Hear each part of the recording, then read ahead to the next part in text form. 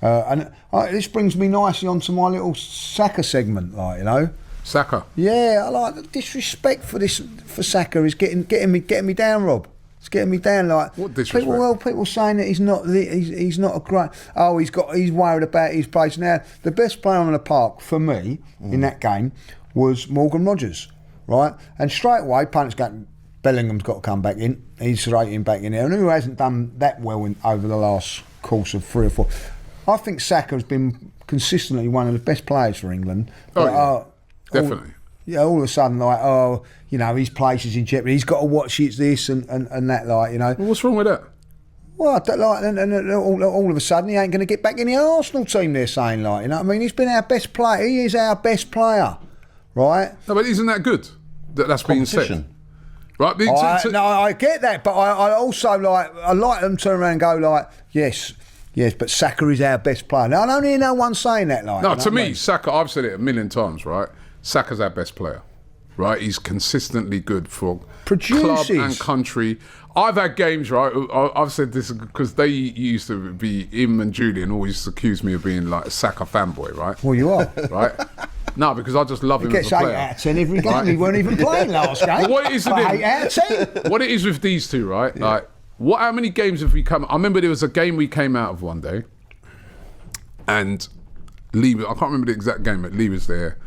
Yeah, that's for Saka. He's got to do more. Wasn't impressed, blah, blah, blah. And then I said, yeah, but he scored a goal and he had an assist. And then he goes, oh, yeah, he did, yeah. And that's what's so good about him. Yeah, sometimes, I think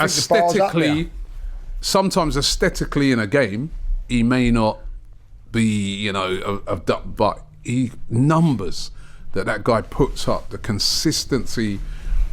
Even the other the game against Leeds, it's like we forgot he scored that goal.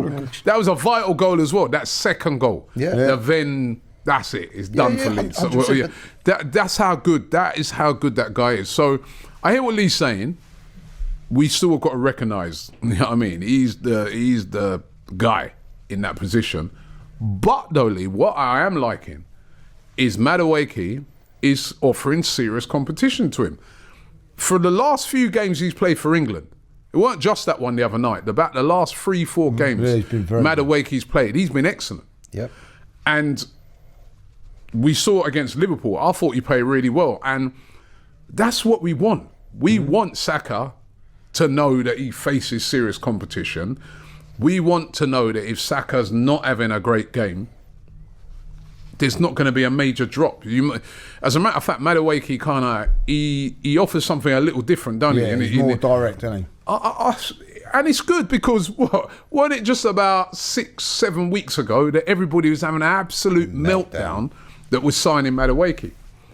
We were all kind of guilty of it, myself included. Like, you know what I mean? I was like, we all kind of like, why?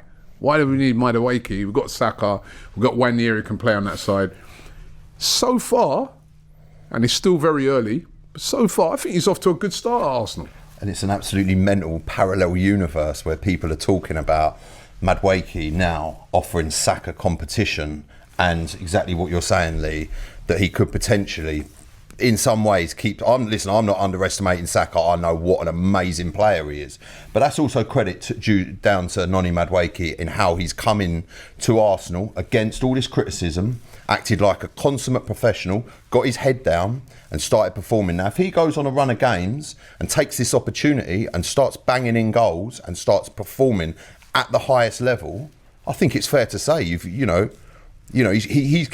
shows he's there to completely compete for a position in the first team and be a first choice. Yeah, and I also think like the way that the transfer window's gone, it's took a lot of pressure off of him.